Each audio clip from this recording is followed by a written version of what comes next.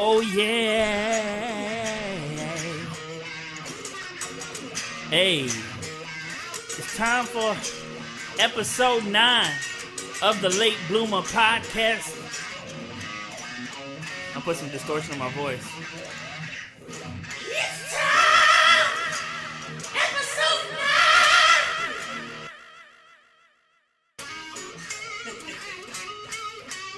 It's time! Episode 9! It's time to rock it out one more time.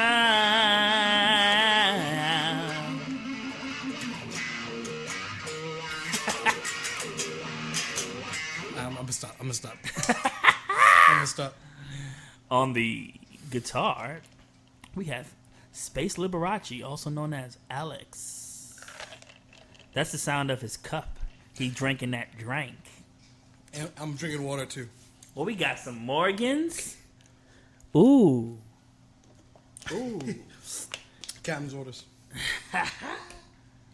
We got guitars. We do got guitars. We got. I should have hooked up my keyboard too, so I could play along. We should do that in the future. Right. But here we are, episode 9, I think 9 or 10. I can't remember. I think that if 10 hits, then I'm gonna call that season 1. I'm gonna do season 2. But yeah, here we are. It is Sunday, August 2nd, 2020. A lot of shit going on, man. Trump is going to postpone the election so he could be king of the United States. It's not gonna happen. It's not gonna happen. Why do you think it's impossible for him to do this? It's not that it's impossible. I mean, you could delay an election. It's never been done. You can delay an election, but Congress has to vote on that. The president can't just decide. Yeah. You know what? Fuck it. I'm gonna hold off on the election that I'm running in. Right. Well, so that's not happening. But and we also know that what else isn't happening? Kanye West running for president. That's not happening. That's definitely not happening. I mean, he can run. He's not gonna win. Right. But that's his choice to make. But then we got Joe Biden. Yeah. He's kind of doing his thing. I mean, he's winning a little bit. He's kind of beating Trump just a little bit. I mean, he's definitely got a lead on Trump. Obviously, I don't feel like many people are that enthusiastic about Joe Biden, needless to say. No one's like, oh, fuck yeah, Joe Biden. Right. But at this point, you're looking at Trump and then you're looking at Biden, and I don't think it takes much to make a decision there. Obviously, you throw Kanye in the race there, it gets a little questionable. Maybe you might start thinking twice. But no, I mean, who else are you gonna fucking vote for? Harambe again? Oh, Harambe was dope, man. R.I.P. to my nigga Harambe. Rip Harambe. Yeah, please, nobody write in Harambe or any other dumb bullshit in November. Right. Actually, let's talk before November, because mail-in voting is probably gonna be the key here. A lot of people don't want to vote. You don't have to stand in line. You don't have to stand in line. You don't have to wait for 10 hours. You don't have to risk getting infected with COVID-19. And it's just generally, when more people vote, when more people have access to vote, the people's will is shown, and not, the will of the 40 idiots in bumfuck nowhere who wanted to vote for Trump because he said some racist shit they liked in 2015. So I don't know, please man. Vote. I'm really pessimistic about whether or not Trump is not going to have a second term. I just don't see it not happening. If it doesn't happen, then I'll be surprised. I mean, I'm at that point where I just don't have any hope that Trump is going to lose. So, I was one of the people when Trump was running the first time, that around the time, early on, it was just kind of like, oh, he can never win. How could he ever win the presidency? Right. Then he won the nomination, and I was like, oh. And then he kept going, and then I saw how much people hated Hillary Clinton and the way people were behaving online. Yeah. And it started to get really worrying. And come November, it looked like enough people voted for Trump that he won the presidency. With swing states and the help of the Electoral College, which is another subject entirely. But I think when more people vote, Yeah. especially in states like that matter, like Wisconsin, Right. states that Hillary Clinton lost in 2016, that can swing both ways, and just Trump happened to win them last time. I think a lot of those states, particularly places like Michigan, voted for Trump because they felt like he was an outlier, and they felt like they wanted something new, and for whatever reason they felt excited by Trump. Now, obviously, these are a bunch of fucking white people because obviously somebody like me is not going to be excited by the man who announced his candidacy and said that Mexicans are rapists and drug dealers and murderers, and that some of them he assumes are fine people. So, you ain't going to fool me with talk about reforming policy, reforming the government, and I think people have seen over the last 4 years that a lot of his talk was bullshit about like, oh, I'm gonna drain the swamp, and I'm the outsider, and I'm gonna change Washington.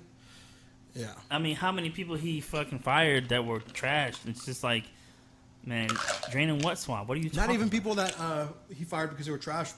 People that he fired because they wouldn't, play by his game. His rules, they wouldn't play by his rules, or they went against him in some way. Yeah. Or they said something against him, and then they get axed. Man, it's just a mess, man. It's just a fucking mess. And I honestly will do everything that I can to not have to talk about this shit. I promise it's important to talk about it. It's important to talk about it. Yeah. This is real events. This affects everybody. And what happened last time is nobody talked about it enough. Yeah. And look where we are now. Now we have no choice but to talk about it because of where our complacency left us last time. See, I wasn't able to vote in the last election. I am now, and I'm going to vote. I think anybody who can vote should vote. Yeah. If anything you've ever seen in the last 4 years about this man has upset you in some way, and you have the capability to vote, I think you should. Yeah. Because it's on you if this man is president again, because you didn't do anything. Right. When it mattered. Or because you didn't want to talk about it when it mattered. Yeah. Yo, R.I.P. Herman Cain. That's crazy, bro. Rip. I didn't really like that guy. Disagreed with a lot of shit right, he said. But I mean, he was still a dude, man, Obviously, that had family, and I think that a lot of people dead. Joking on him, dying was kind of in poor taste. I'm not gonna lie. I shared a couple like, this is ironic, but I wasn't like, yeah, this nigga died. Right, and I think that's another important thing to talk about, given where we are right now with recent deaths, people like John Lewis who've passed. Mm-hmm. I think it's important to look at the way we talk about both these people. Yeah. Specifically when it comes to our political affiliation. And obviously John Lewis is a much different person than Herman Cain. Right. And has a lot more legacy attached to him. But obviously it's sad when anybody dies. I mean, somebody died. Like, right. I understand that there's a lot of political tension right now, but please, I just don't like the whole clown of somebody Please dying. don't celebrate people's deaths, people. That shit is tacky as fuck, dude. With the how Facebook has the laugh react. Right. They laugh reacting to this dude dying. Like, bro, that's a little tacky. First of all, as much as we might hate his politics, he was still somebody that represented, he was a black entrepreneur. He had his own business. True. He actually got pretty close running for president. I mean, it's pretty remarkable for somebody like him who has no political background to be able to grow in that market, in that field.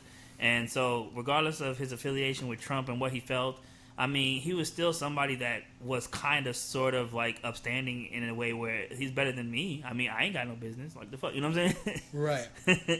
On top of that, also just kind of goes to show you the whole virus situation, the pandemic, COVID-19 obviously doesn't care about your political affiliation, about your race, about your status and wealth, anything like that. Anybody can get it.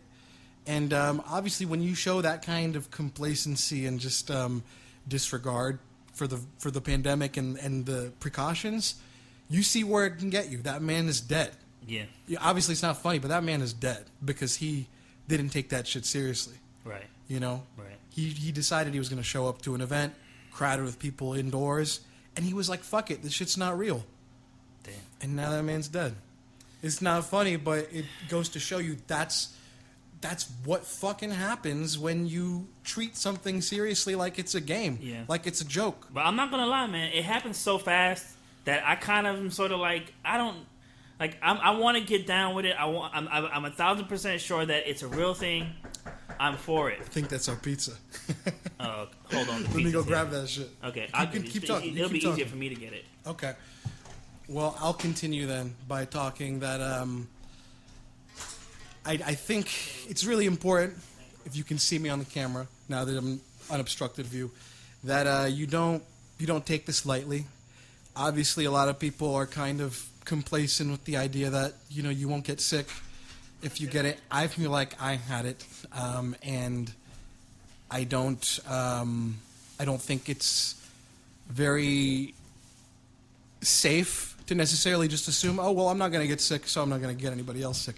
I'm well past the point of being contagious at this point, and I just did a lot of self-isolation, staying inside, just because not getting other fucking people sick is a little more important than me going out and having fun at a bar or something, right. or going to fucking Applebee's, right. or whatever. That can wait. While I think that I thought that I was sick, I think it could wait that I go out to eat or that I see people in a public setting or anything like that. So, obviously, if you have to go out for groceries or something, you got to go out. But, right. You can't treat these things like it's a game, because it's not. People are fucking dying. Yeah, and then, like I was saying before, the pizza guy started knocking like the police. Why is it that everybody that's black that I know, if someone knocks sort of like a little bit aggressively, like, damn, y'all sound like the police? Every time without fail. I do pest control. I'm always out knocking on people's door. If I do a little, they go, damn, you thought you was the police, bro? Like. Yeah, when I did maintenance, I made sure to knock, and I'd scream maintenance. I'd be like, da, maintenance. How many people said, yo, you sound like, I thought you was the police? How many people said that shit to you, dog? Come on. Some people, but I always scream maintenance, so they know I'm not fucking police. Hold on. I'm gonna eat pizza just yet. Oh, well, fuck it, yeah. If you're passing me the pizza, I guess I will. Pass the pizza. Shout out to Racist Pizza for trying to reclaim their shout out Shaq by Papa bringing Dia Shaq shit. on, or bringing Shaq on. That evens everything out, right? It's no longer Racist Pizza now because Papa John's forgive John Schnatter.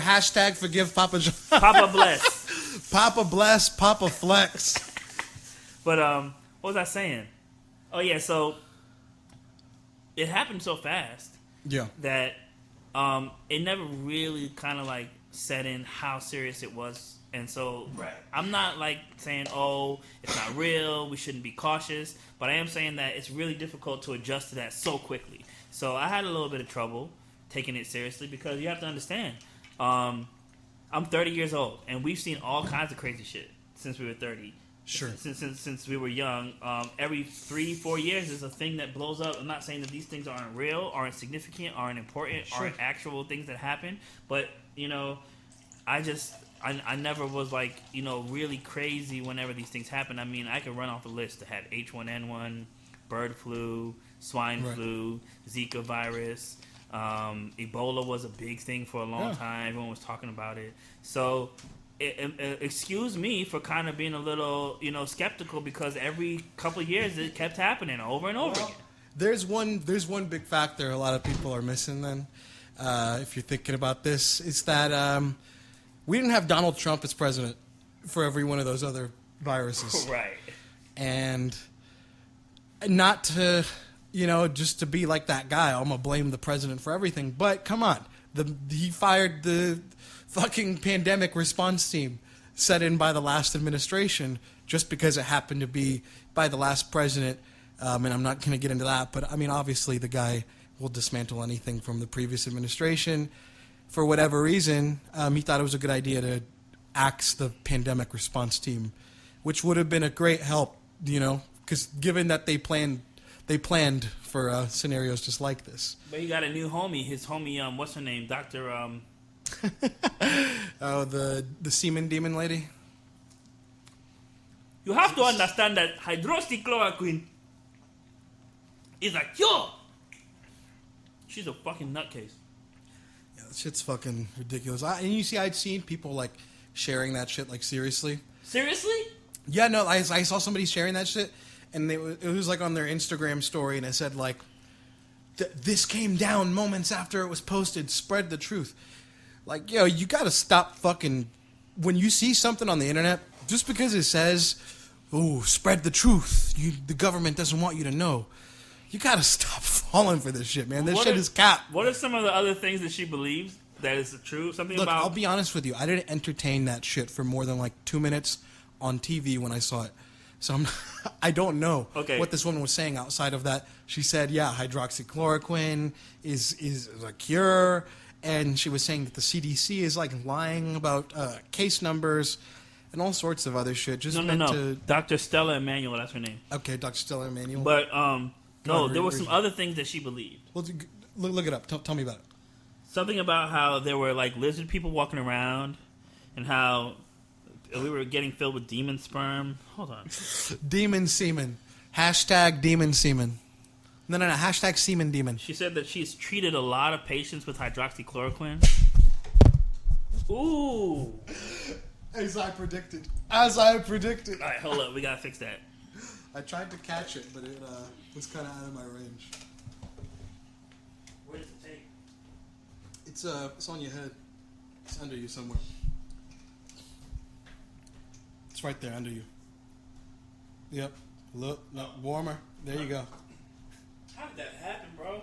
I think you might have hit it. I think it's a mixture of it not being secure well enough, and a mixture of it being held up by fucking duct tape. Look, I'm gonna make some kind of like rig where it'll work. I'm just gonna get into the mic stand. I could have brought my mic stand. You know that would have worked out too. I think if I'd brought my mic stand.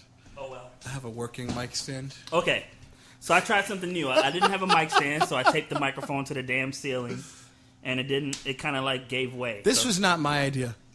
Let's make it stop moving. Okay. What were we talking about? Okay, so let's see what Stella Emanuel believes in, because she's a crazy person. She said something about lizard people. Yeah. Look, if somebody starts talking about lizard people, I just immediately tune out. I'm not going to fucking start listening. When you start talking about... When you get into the territory where you're like, lizard people and Illuminati and shit, I'm like, all right, shut the fuck up. I don't want to listen to you. I don't want to listen to you talk about what shit you saw on YouTube, all right? Yo, people be saying they did their research. I did my research. I did my own research. You do yours. That's what they always say. That's the fucking rally cry of somebody who's not done any research.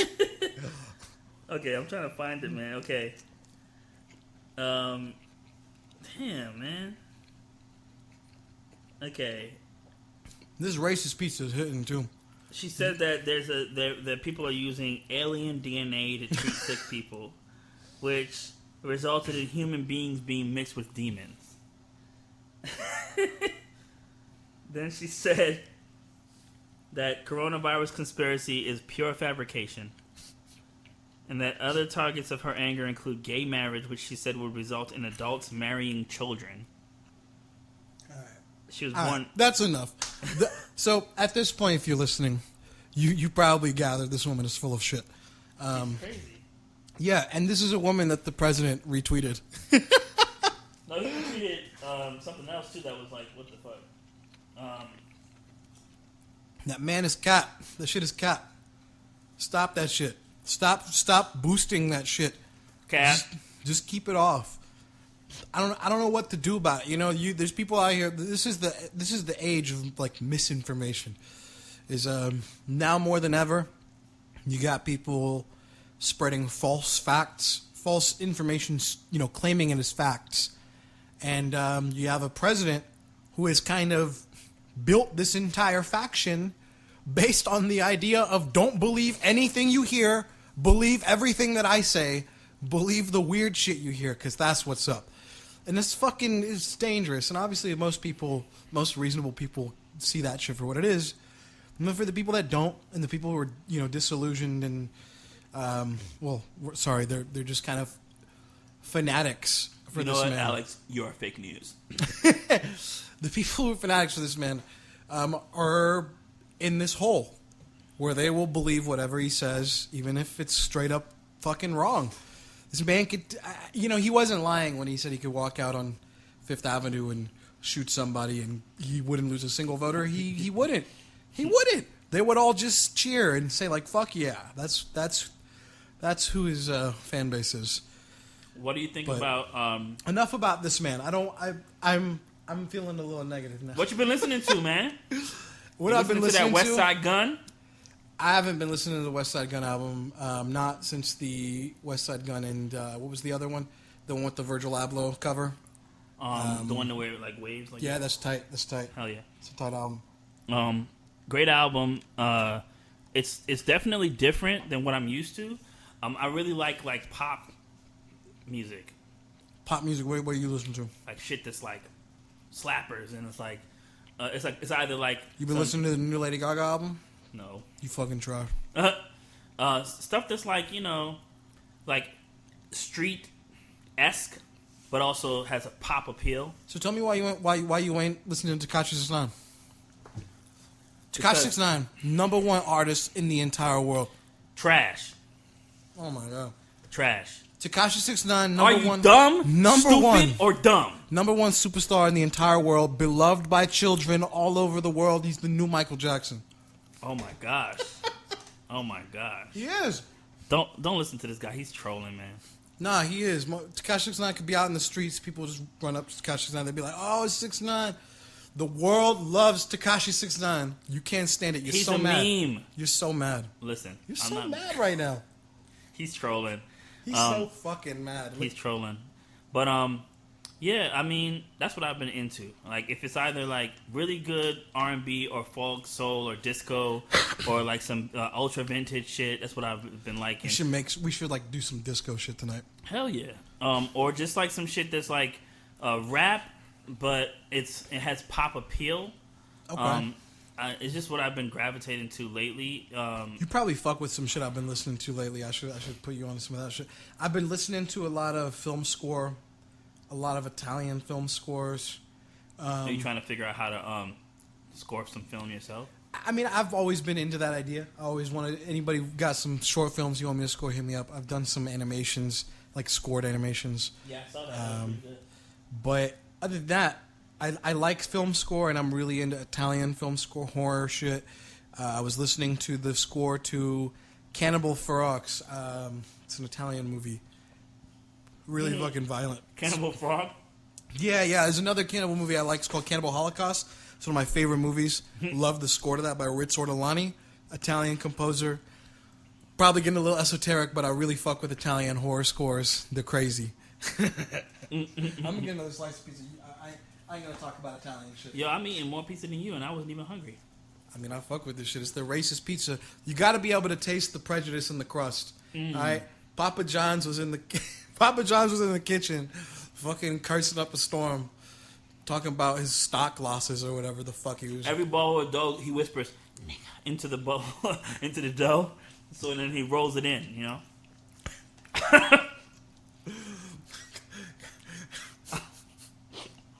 That's fucked up. Yo, did you see that new Beyonce visual? I feel behind because I haven't. But I'm just be straight up with you. I haven't. Look, I ain't gonna cap. I haven't seen the whole show, Black is King or whatever. But I have seen the video. What's it about? Is it like a conceptual Man, video? it's just like the blackest shit you ever seen, dog. It's like Africa. You know what I'm saying? Niggas is like 10,000 black dudes like surrounded by Beyonce doing African dances. You know, motherfuckers with That's face wild. paint That sounds up in crazy. trees, dancing. Like, it's wild, dog. That's crazy. I like that shit. I like the more recent, just hardcore embracing of like the African imagery, all that type of shit. I think that shit's dope.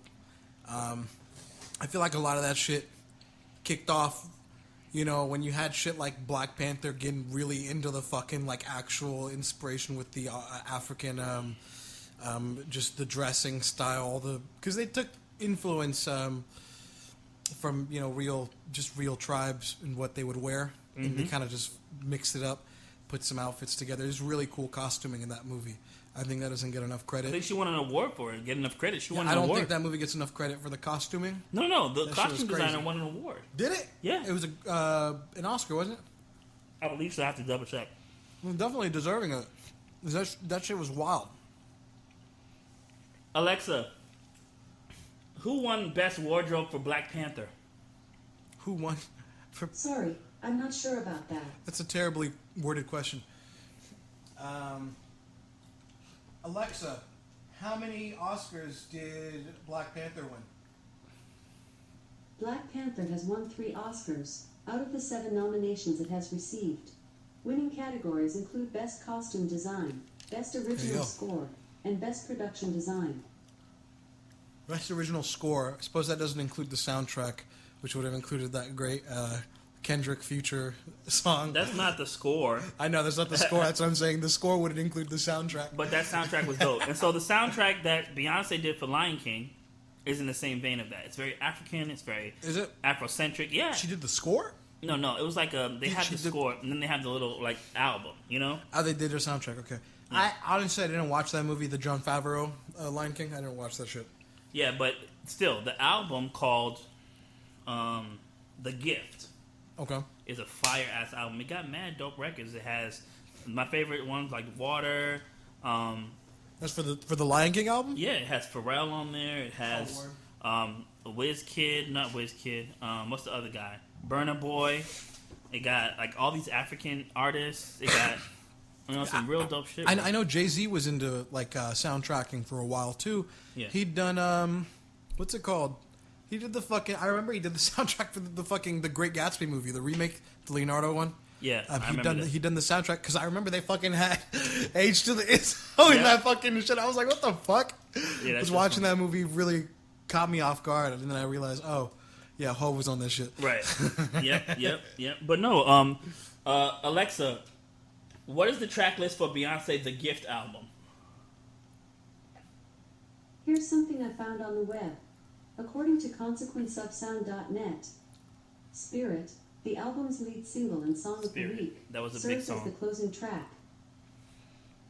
Okay. So we got the closing track. Yeah, the closing track is Spirit. You got that one. And then, of course, they had like some bumpers from the movie, like Hakuna Matata, shit like that. Really, from the classic movie? No, like from they redid the song. The new one that Seth Rogen sings with. So they redid the Hakuna Matata song with Seth Rogen. Yes, and it means no worries for the rest of your days.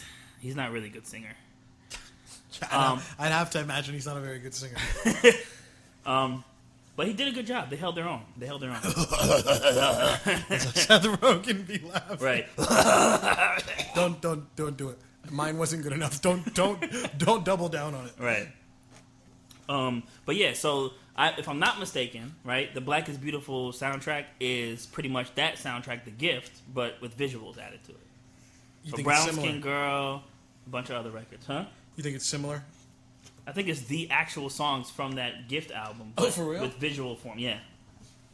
Because I've been listening to that song that they put out for a long time before she made the video for it. But I haven't been too into Beyonce's catalog, really, to be honest. Outside of like the classic, like the Destiny's Child shit. I'm not gonna lie, I kind of just like was there around whatever was happening. It was almost like you couldn't escape the Beyonce stuff, but I wasn't like, oh my god, You can't Beyonce. escape. You can't escape. Hearing of a Beyonce or anything like that. I'm obviously not like a huge Beyonce fan. Yeah. Given that I'm not too into her catalog, I couldn't be. I'm a Beyonce fan. I like Beyonce features. I like Beyonce in general. I think my favorite Beyonce anything is probably the hook to "Lift Off," the Watch the Throne album. Oh yeah. Fucking love that song. It's one of my favorite songs. Yeah. Taking my coat off, Yeah. showing my tattoos. I'm such a show off. Ha. So this has been this huge thing online where anytime that a black dude cries, it's a rap. He's a meme. Period. Yeah. Period. Seems like it. Yeah. And someone posted something that I thought was interesting. It was basically like, people say that black men should be more emotional, show their emotions, but when they do, they're memes, and they showed all the pictures of the memes. Yeah, I think it's really trivialized, and obviously I can't speak much to it. I'm not black. It's not like I know what it's like to be black and like, have an emotional issue and then be taunted for it or whatever. But I obviously you can speak from the, I can speak from the angle that there's like well, there's many different angles to it. Obviously, there's like the toxic masculinity angle. Other men are gonna look down on you just for being upset or being depressed or crying or whatever, and that's just, it's toxic bullshit on the part of other men, kind of putting you down, which is just really beating another man while he's down. But it's kind of fucked up on the end that you're doing it. Kind of, I feel like there's this socially like acceptable stigma that on black men that you can kind of make fun of them for this shit, because it's like, oh well, you're tough anyway, you can take it, or it's all jokes, or I mean, it just kind of seems like in general it's not taken seriously because it's perceived as like, oh well, you can take it, which maybe in some sense you can, because I would have to imagine as a black man there's probably a lot worse shit than being made fun of for crying going on in the world. But at the same time, if you're at a point where you're fucking crying or something, you're obviously fucking in the shits, like mentally. Yeah.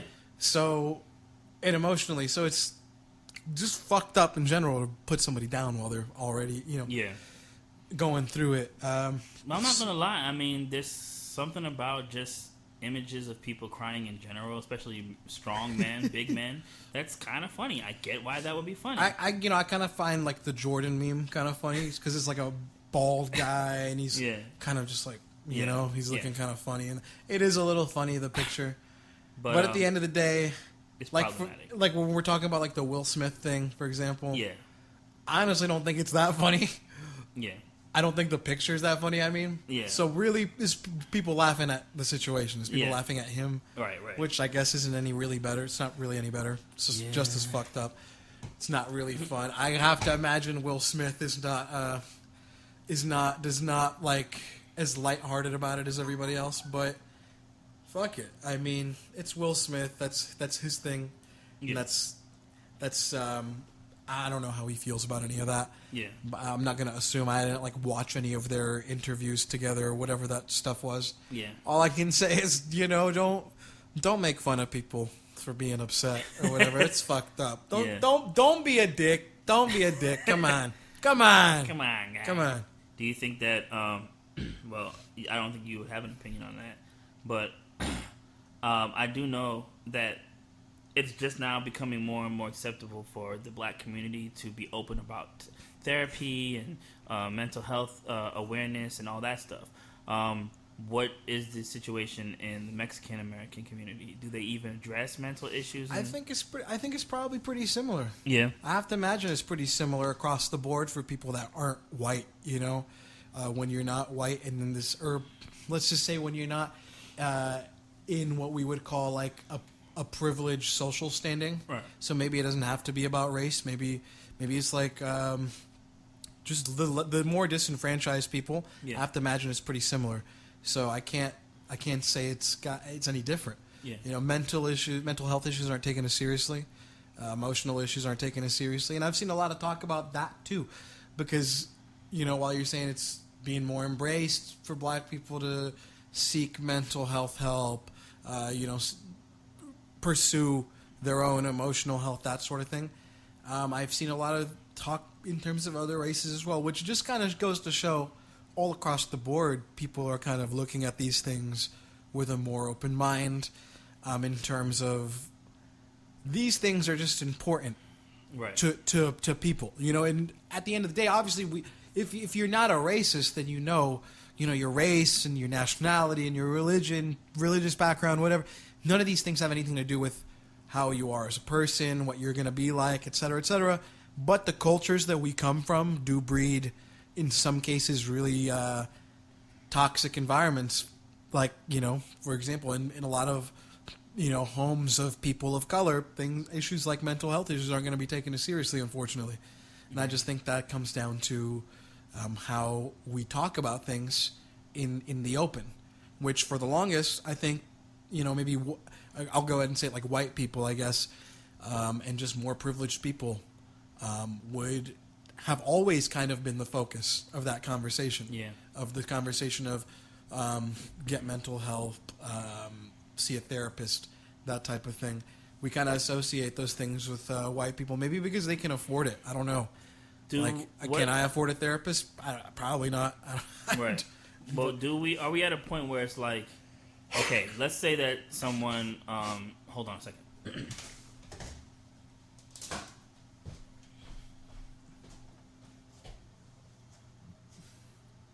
Turn it up. Turning it off. It's too loud. Oh no. What is you doing? It's too loud. It's perfect. Once somebody says the thing, or they open themselves up in an open forum, that, hey, I suffer from such and such, and this is my thing that I've been dealing with, does that tie them to that forever?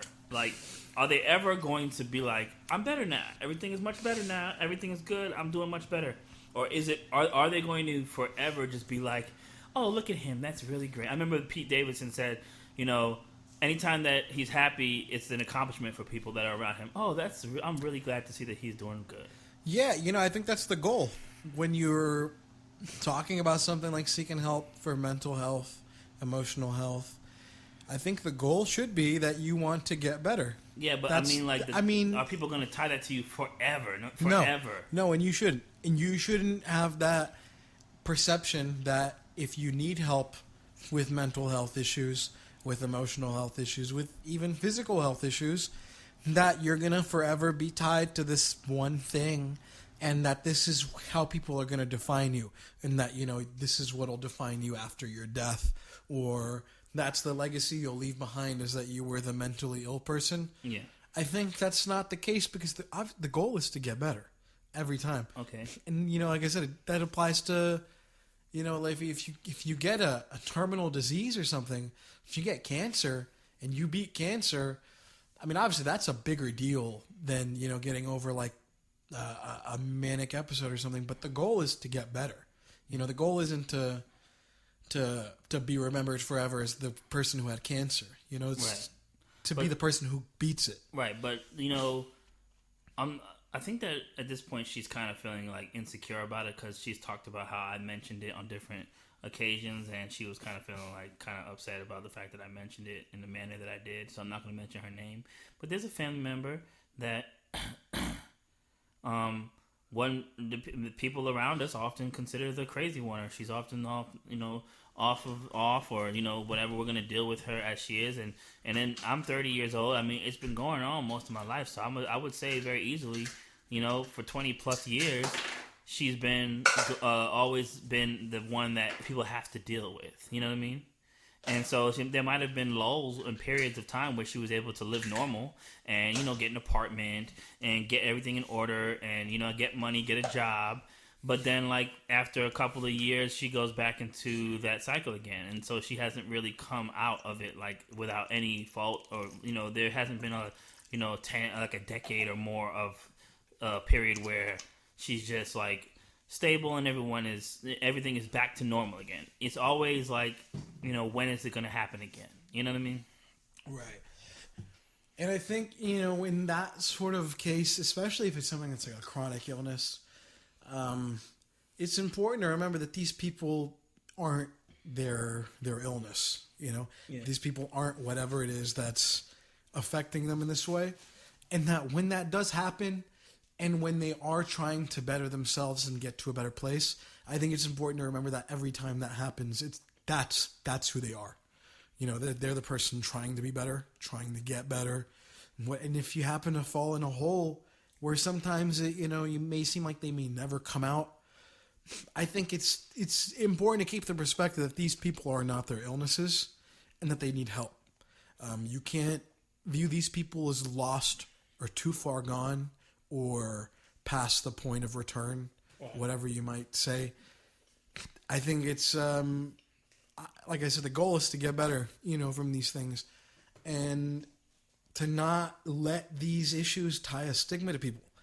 Because, like I said, you have to move past the point of considering mental illness an issue with just such stigma, just so taboo to talk about. Like just the fact that we're even talking about it here just kind of shows how stigmatized this issue is. Nobody really wants to talk about it. And when you do, it's a really nah, I'm gonna back out. No one wants to hear about it. It's really uncomfortable. It's really tough to talk about, especially if it affects you personally or if it affects you individually. Then you might feel uncomfortable talking about your vulnerabilities out in the open.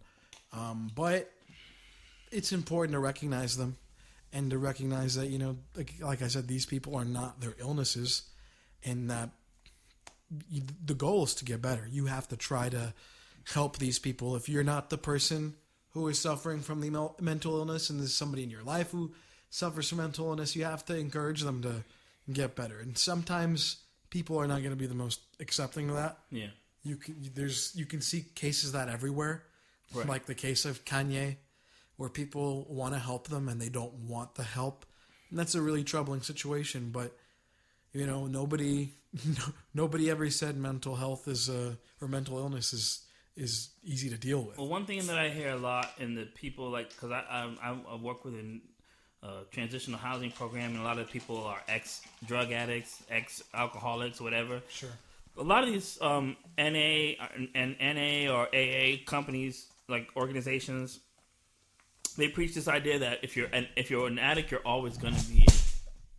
Caught it. Seriously, bro? I caught it that time. Seriously? Okay, are you just going to hold it in your hand? I'm just going to hold it. Because I wanted you to jam again. I'm holding it for now. Fuck it. All right. Damn, I can't believe that happened again. AA programs. You just keep going with it. Their thing is that if you're an addict, you're always an addict.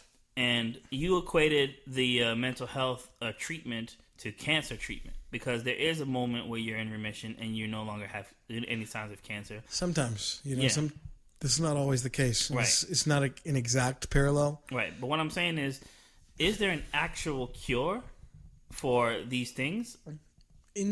There's some cases where there's issues of mental health that there's just unfortunately not, a cure or an exact solution.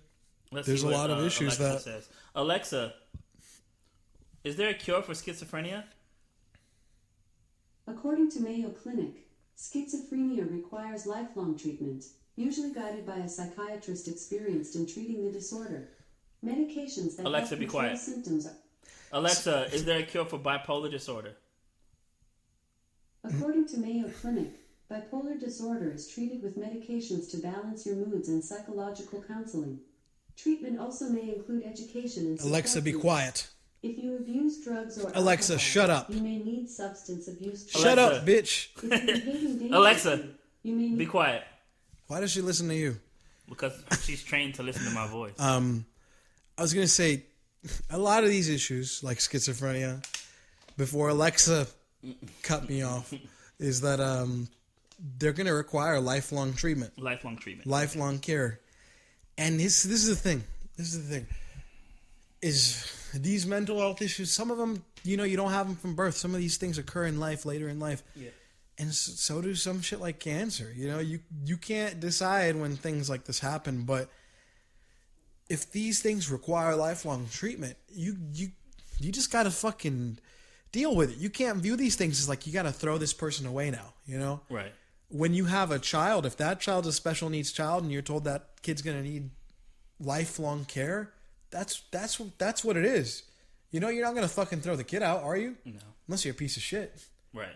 But that's what you are if you throw somebody out who's dealing with a mental illness too, just because, I don't want to deal with that. It's difficult. Fuck it.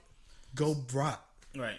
It's abandonment on a certain level, and obviously as well, some people can't bear the weight of dealing with something like that. Yeah.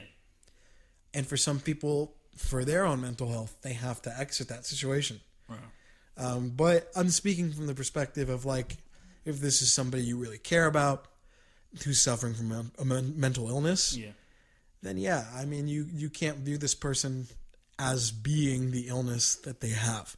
That's just never the case. And that's not really the case with anything like that. Right. So so when you might talk about where we're going now culturally in terms of talking about this sort of thing, it just needs to be kind of known all around that mental health issues affect everybody. Yeah. And it's not different it doesn't matter who you are. It can affect you. It can happen to you. Yeah, Falterize says that you need to find out what your triggers are or what their triggers are if they have a trigger, and just try your best to avoid it so that they don't get trapped into that. And you know what? I'm not going to self-diagnose, but I can say that there's been long periods of time where I could say I might have dealt with what might be classified as depression, because I just, oversleeping, lack of enthusiasm, lack of energy, not caring about anything, not wanting to leave my room, that kind of stuff. Well, I mean, that's definitely for a long something period of time too. And I've kind of just been trying to avoid talking about that. But I mean, yeah, obviously, not obviously. Obviously, to me, I've been kind of going through my own shit. Yeah. And I'm trying not to let it affect me too negatively. I don't sleep much, though. I don't really go out much. And as I said, I thought I was infected with COVID-19 recently. Mm-hmm. So I stayed I've been fucking isolated, Haven't seen anybody up until the last, week or so. Yeah. And it's been difficult. But more difficult, it feels like, to talk about it. Because on one hand, you feel like, who the fuck wants to hear me bitch about whatever the fuck I'm going through? Right. And then on another hand, you think, all right, I don't want to bother this person who I like with my problems and make them feel like now they got to listen to me and now they got to fucking worry and now they got to be like, oh, you okay? Right. And I don't want to... I fucking hate to be the burden on anybody's back and be like are you okay today? Are you feeling better? I think that's where the therapist comes into play. They're the person you can unload on. They're the person that you can... Look, they cost too much. That's what he said. That's why therapy is important, right? But I don't know. I feel like that is a social thing. It's like you become a burden to everyone, because every time you talk to somebody, now it's time for you to talk about all your problems, and they got to listen to you. And I have a friend who... pretty much is like, if anyone asks her to speak, like, hey, I want to talk about something, I really need to get something off my chest, she says that if she has the time, she will entertain it every time. And I can't, as of late, I'm also a very compassionate person. I also care about people. I want to hear people's problems and try to see if I can help them come up with some kind of a solution. But after a while, at this point, I kind of just shut off most people. When I start noticing that they're talking about their problems and they're trying to confide in me, I kind of just find a way to get out. I used to really be interested in people's problems and helping them, and as of late, I just been kind of selfish in that regard, where it's just what's the thing that they say? Damn, that's crazy, bro. All right, man. I feel like that's not necessarily a bad thing.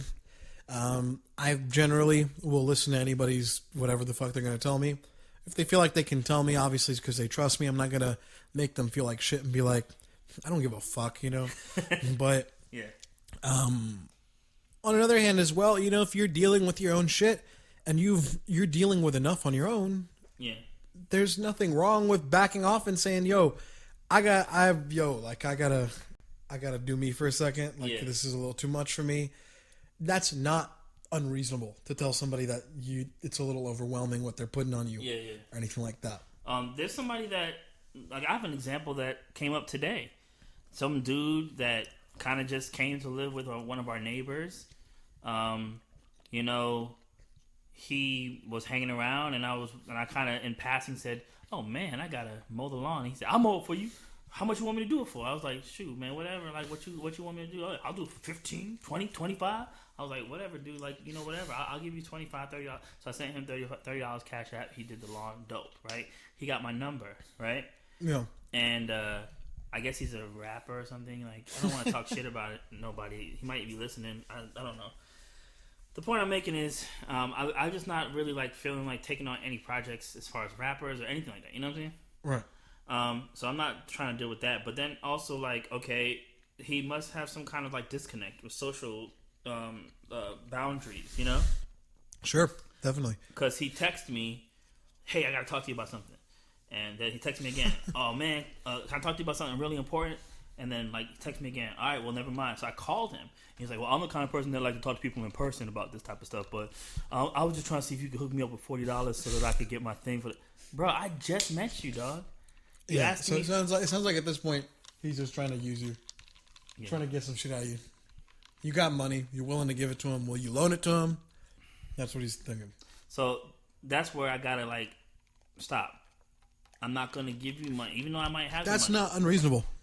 Yeah, it's not unreasonable. Something's unusual about the way that you're able to just jump into asking a stranger for money because you think they might have the opportunity to do that for you, and thinking that that's your only option, and that if you don't get this uniform, or whatever you need for your job, that you're not going to be able to get your job. But I mean, there's all kinds of ways that you could do things, and I feel like I shut it down. I just was like, oh man, sorry, I wish I could help you, but I can't. But I can help him. But I feel like this. Somebody said something.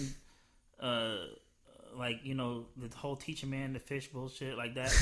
Like if you want to hustle and get this job, you got to find a way to get that $40, bro. Well, you can't enable the behavior of like depending on other people. Yeah.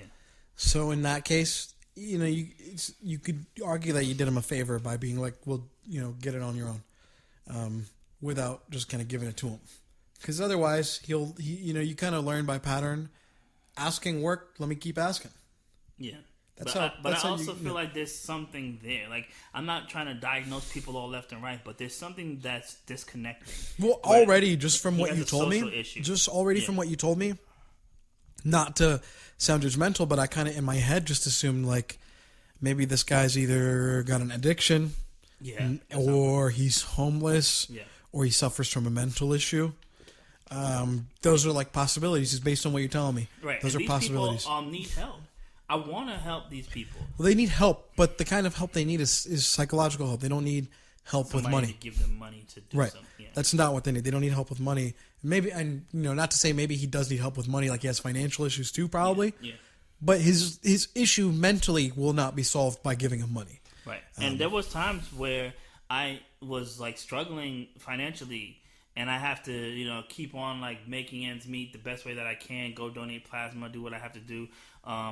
To try to make, to try to get some extra scratch, sell something, whatever.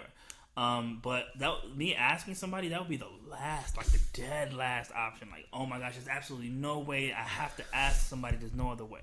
Yeah, I don't really ask anybody for money unless I know I can pay them back, or like, and it has to be like within the next few days. I'm not gonna fucking make it to where like I'm gonna forget about it and then just never hear from me again or something. Yeah. But I would never just be like, hey, yo, I really need like $60 right now. Like, yo, can you give me $60? Right. Like, no. First, I know if somebody asks me that, I'm not gonna be like, yeah, here's $60. And so second, I'm not gonna do that to anybody else. Yeah. But when you get to a point where you can or you are asking some people things like that, it's because you have some sort of issue going on, and it's more than just a financial issue. Right. Like you either have a drug addiction, and that's a mental issue. That's a mental health issue. Yeah. Drug addiction is not a criminality issue. Yeah. As much as people want to pretend like, oh, you're doing drugs, you got to go to jail, or it's the drug dealers, and maybe it is the drug dealers giving it to them, but that's not the root of the issue with this person. This person has an addiction, and that's a mental health issue. I lost my train of thought. I was saying that there were times when I didn't have money, and I was struggling financially, right, to keep things going. And I literally, that was tied to my emotions. I tried to say, oh, capitalism makes us feel that if we don't have money, then we're not worthy of happiness and blah, blah, blah, blah, blah. And I can preach that shit all day. But if my bank account says, $200 or $100 and there's no extra money and I know that something is due, I'm going to be sad. I'm going to be physically sick. I'm going to be mentally sick, and I won't be able to feel happy about things because my money. That says a lot more about our society requiring you to have wealth to live in comfort. Yeah. If the society you live in requires you to have, in some cases, an unrealistic amount of wealth to live in comfort, then there's something wrong with the society you live in, not necessarily just your work ethic or this or that. But and a lot of these people, obviously, that are in positions like that are homeless. Not every person that is homeless is, earned their place there. Not every person who's homeless got there because they made bad decisions. Some shit is just a matter of circumstance. But these issues, at the end of the, and the issues that these people deal with are mental health issues. Yeah. These people are, you can't solve, especially when we're talking about things like drug addiction. Yeah. You can't solve issues of drug addiction by locking people up. These are not issues of criminality. Yeah, one thing that I noticed was that I had to be in that world for a long period of time. I didn't know if I had to be in that world, but there was just some things that just caused me to be in that position. And I was amongst the people that were in that world. You probably met all sorts of different people. Yeah, I mean, I was living in Peachtree and Pine homeless shelter, which is defunct now. And I'm sure you saw people who came there from every different angle. Yeah, but the one thing that I did notice is that once I started progressing forward, right, 5-10 years after the fact, I would go back to those same areas and see the same people doing the same thing. And those are people that unfortunately are stuck in a cycle where they may never come out. Like I said, this is a mental health issue, but these are people, you don't live as a homeless person for 5 years consecutively because that's what you're happy doing. Yeah. And you don't live there because you just you couldn't think to get a job or something. That's a mental health issue. Yeah. You're not there because you're fucking lazy. You're there because there's something wrong with you and you need help. I started talking about this last week about how the system, as I watched it, was not designed for people to get out of it. It was just designed to keep people in it so they can keep on generating that money. Well, you can see in other countries, and this is going to get into the territory where certain people of a certain flock of ignoramus may just blanket call you like a socialist or a communist or whatever. Right. But you look at other countries, and you see what it looks like when your government gives a shit about you. Right. You don't got people in fucking Norway who are homeless on the street just fucking begging for cash. Right. My girl in Norway, she doesn't have a job. She's like 21. She lives comfortably in a nice home. I'm just looking at that. I've been kind of just getting a glimpse into what the life is like over there in another country. And I just think like that's what it looks like when your government gives a shit about you and doesn't let you rot. Right. When you don't make a certain amount of money. Right. And I think that the thing is this, like, it's just that the government is appropriating the funds in a weird way because it's like this. Oh, very, very, very weird way. Right. Because it's like this. They won't help a homeless person, right? But then there's government money specifically allocated to helping homeless people. And right. And there's not much going there. And then you look at how much money we spend on the military. Yeah. Per year. Yeah. Alexa, how much money does the U.S. government spend on the military per year? Ask Alexa. Here's something I found on the web.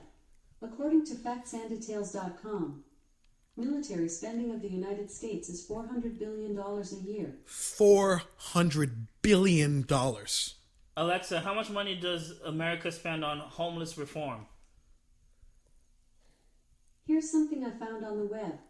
According to dailypress.com, the mayor said he wants to spend $348 million on fixing streets during the fiscal year that starts July 1st, up from $312 million. Alexa, be quiet. Alexa, how much does the federal government spend on homelessness? Here's something I found on the web.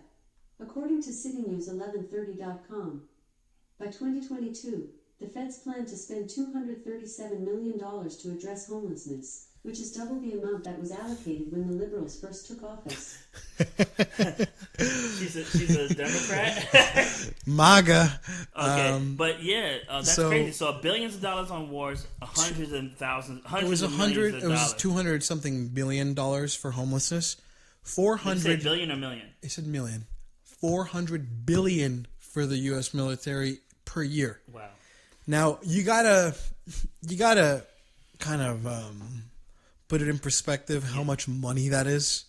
It's so easy to say 400 billion. Yeah. It's a lot harder to understand how much money that actually is. Yeah. That's more money than you could ever fucking imagine spending in your lifetime. Yeah. That's more money than you could ever fucking hope to spend in your lifetime. You could spend all the money you've ever wanted doing whatever the fuck you want, I don't think you would spend $400 billion Wow. in your entire life. So here's one thing that I noticed too. Okay, so these government assistance programs, or these people that are helping the homeless that run shelters, they don't need your ID. They don't need your information to prove that you're there. All they need you to do is to file your signature when That's you good. enter into the place. That's what you should be able to do. Right, but that's what I'm saying. So they have all these these lost souls, these faceless people, and a book full of signatures that they deliver to the government, and then they get government funding.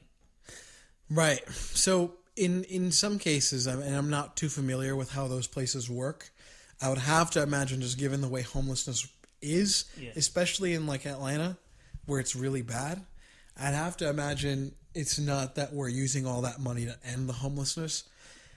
And especially when you look at the housing market and you see how much it costs to buy a home, to rent a home anywhere in this area. This place isn't built for homeless people to climb out of that hole. Right. Unfortunately, the hole, when you fall into poverty, and especially in areas like this, you're going to end up homeless. And then what happens? You end up homeless, and you end up with a drug addiction. And then what? You end up in jail probably. And then you end up, on the street homeless again, and then in jail again, and then on the street again. And it's a really bad cycle that unfortunately fucking puts a lot of people's lives on hold. Right. So what I noticed was that there are some organizations like the one that I know of that uses the government money and the grants from outside sources and donors to just start renting out apartments in in these apartment complexes. Oh, what you doing? I just found you. I found you. We're live right now. Oh, damn. I'm looking at us right now. Liveception.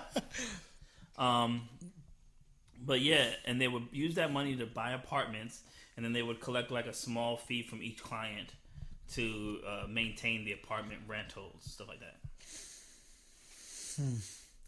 I mean, I think when we're talking about things like government housing, there should be more focus on not making these things necessarily affordable for people, because the issue here isn't that it needs to be affordable. Obviously, these people can't afford it; they're homeless. Yeah. I think the issue should be helping these people better themselves in a way that they can get a job, make an income, have resources, have a way to get to a job and back. And that's another issue that I think is big here is public transportation. Public transport here is really bad. So I'm not gonna sit here and be like a commercial or advertisement for this program, but I will say that they pretty much covered all the grounds. So they have a bus that will transport people to and from work. They have a job at a call center as a starting job for people who just get started that will put them in automatically. They give them a stipend so they can buy food. They give them access to the thrift store so they can get new clothes or used clothes, and then they help them with counseling, physical training, mental health. So I'm pretty sure they're touching mostly all the bases in this at this point. And what is this company? This is called Inspire, NSPIRE. Okay. Outreach, and it's based in Gwinnett County in Lawrenceville. They're doing some dope things, man. But pretty much what you're talking about is giving them access to transportation to a job. Sure. But yeah, in Gwinnett County, the buses, I think they stopped running at 8 o'clock. Buses here suck. And they've tried on numerous occasions to fund expanding the Gwinnett County Transit, and they've denied it every single time. They wanted to expand MARTA so they could come here, and they don't want that because they feel like all that's going to do is let all the homeless people roam around here. But what the fuck do they want here? It's a moot point. That would help a lot of people get to and from work. Right. It would have helped me get to work a while ago. If I could take a bus straight to fucking Buckhead every morning. Yeah. Fuck that. Fuck driving there. Right. But that's not the way it is, and it makes transportation really difficult. Yeah. For a lot of people, especially when you come from a more disenfranchised and less fortunate, less privileged background. Yeah. These things are going to be difficult. I mean, there's a way. It's just it's very sparse, and it's like a long ride. And I think it's like you can take bus that transfers to Doraville, and the Doraville train station will take you to any place in Atlanta from there. Yeah, yeah, and I feel like that's kind of cool that you can start at that, station and just get anywhere in Atlanta from there, but you can't really get anywhere else. Yeah. And it's not like somewhere like New York where you can get in the subway and wherever the fuck you need to go, you can get there. Yeah. And you can walk there. Yep. In Atlanta, you got to get there, and then you got to take a bus, or you got to walk there and make sure the stop is right next to where you're at. Or you got to stop there and then take an Uber wherever you're going. Right. And for me, it's like whenever I get a chance, I'm riding the MARTA. Like, I will park my car and ride the MARTA if I'm in Atlanta, because I will not pay $20 for a parking space when the MARTA costs $5 and you can ride for $10 all day or something crazy shit like that. Yeah. Public transport needs to be fixed. It just needs to be expanded, because that's something that's going to help a lot of people. A lot of people that can't get jobs because they don't have a car. And a lot of people could get to work if they didn't, have to spend most of their income on transportation. Yeah. On Lyfts or something. But yeah, I mean, there's just so much things that, like, I was talking about it last week. Like, you come on vacation, leave on probation. Like, that shit it's a cliche now. It's like a thing that happens all the time in Atlanta, in the South, in Georgia in general, in Gwinnett County. And it never occurred to me that when this thing was happening, that my life was in danger. That there was a possibility that it could have escalated to the point where I was killed. That just never crossed my mind. So I'm glad that it didn't get to that point. But damn.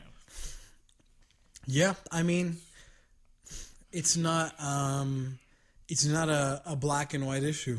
It's a very nuanced issue with many moving parts that need to be aligned to fix these issues. And I just don't feel like it's overwhelming, man. I feel like people don't care enough about these issues because they don't affect everybody directly. But still, it's just like care about the issue and try to do something about it. Okay, then what? How long is it going to take before something happens? Is it even going to happen? It's frustrating, man. It's frustrating, but that's the thing, is these things are a never-ending fight.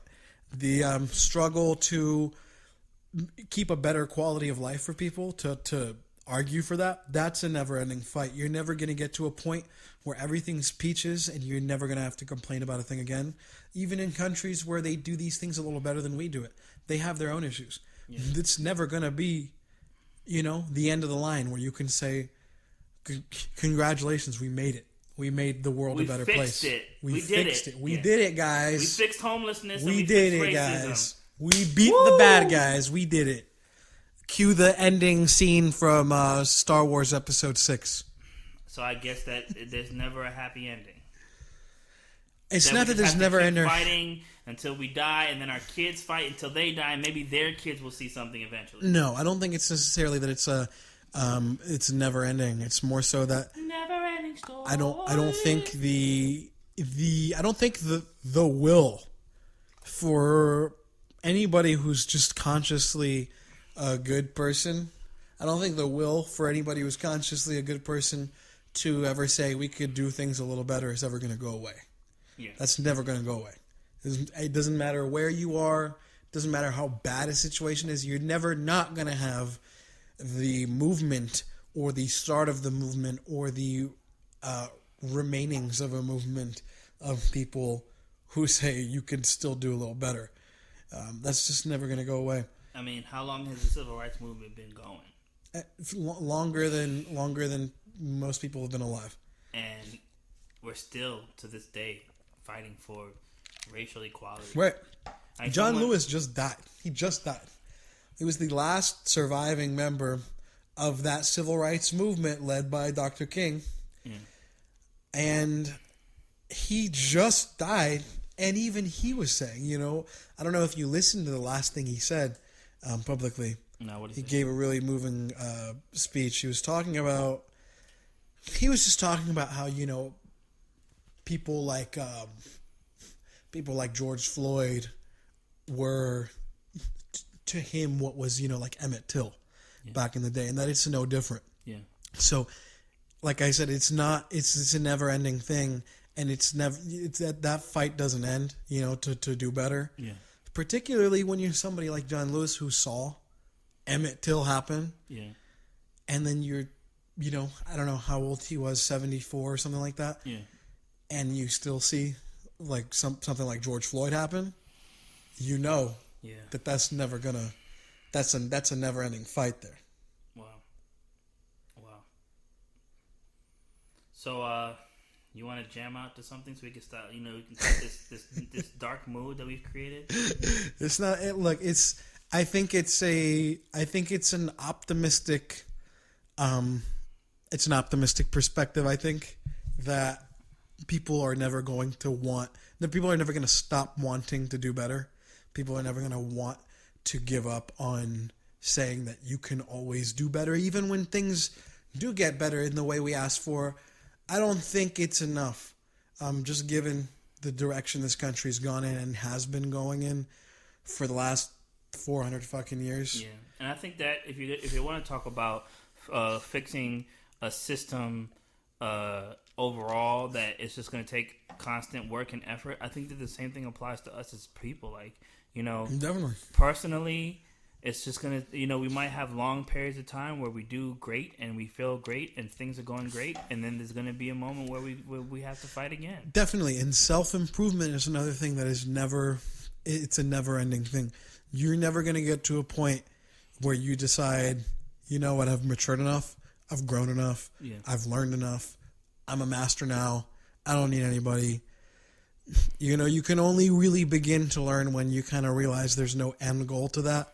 And that self-improvement is, there's no finish line. Damn. There's no finish line to that. You can't stop becoming a better person. I fuck with it. Well, it looks like we just breached another hour. We got another podcast in the bag. So, like I said, let's close it out and let's jam around and shit. You wanna hold on to this? You hold on. I'll hold on to this. I'm gonna go get my little cajon bongo. We can jam a little bit. Yeah. I also got a shaker. I got me a shaker. Don't say that anymore.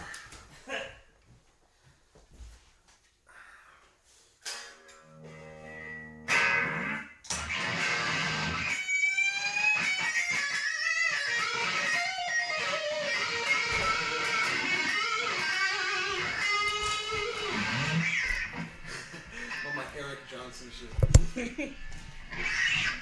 Play that thing, bro. What do you want to play? Whatever. I got my bongo.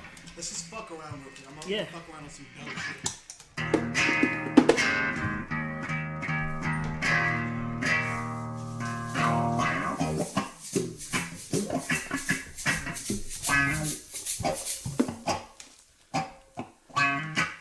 Hey.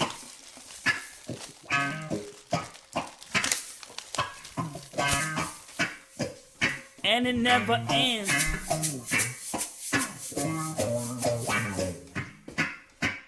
Hey.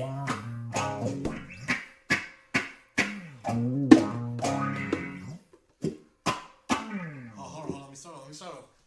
Let me give you a rhythm, and then you could do it. All right. Go ahead, do it.